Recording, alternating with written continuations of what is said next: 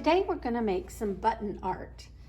What you're going to need are some buttons. You can get them from the store or some old clothing, or if somebody you know has a button collection like I do. You'll need some fabric, either some felt or some regular fabric in an embroidery ring so it won't move around. You'll need some thread, scissors, a needle, and then a marker if you want to add to your button art with some markers. I'm going to start with threading my needle. So I'm going to get my thread. I'm going to stretch it out from my wrist to my shoulder. Then I'm going to cut it. All right, got my needle threaded and ready to go. Now, you can either use something like felt, and the reason I picked that is because it's thicker and it's not going to flop around as much while you're sewing it. Or if you happen to have an embroidery hoop, you can use that to keep your fabric from moving around. So I'm going to put the fabric right there. I'm going to take the top, which is the one with the little screw on it. I'm going to slide it over this one, and you want it to be nice and tight. And if it's not, you can tighten it right there. What I'm going to do is a flower. So I've got a lot of choices for my colors. I'm going to start with, let's see, what color do I want in the middle? I'm going to put this color in the middle. Now, the trick with sewing a button on is that you have to come from the bottom, see, and go into the hole. And a lot of that has to be done by feel. But you can also do this. You can pull the needle up through the fabric and then take the button and put it through the hole. Now, this button has 2 holes. So what you're going to do is go down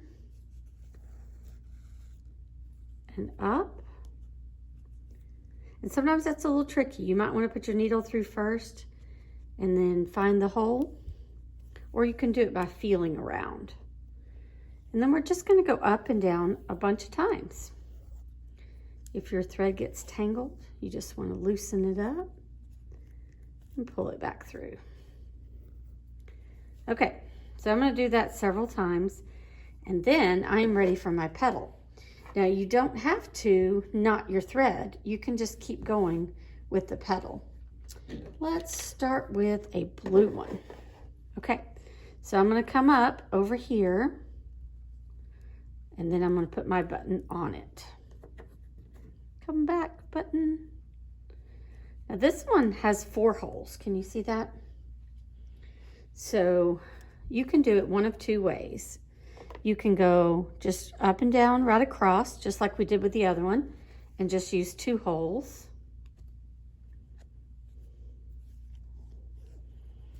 Or you can crisscross.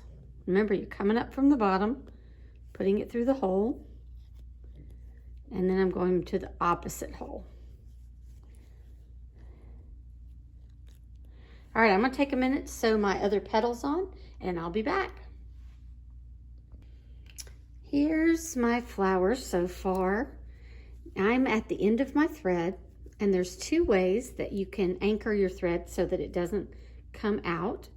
You can go on the back and just go in and out a bunch of times, or you can cut this and sew a knot with the tails. There we go. All right, so I'm going to leave mine like that. So there's my flower. Another thing I could do if I have some time is add some additional petals with smaller buttons, like that. The other thing I'm going to do is take a marker, and I'm going to give this thing a stem and maybe a leaf or 2. All right, so there, I'm gonna take the ones I didn't sew off.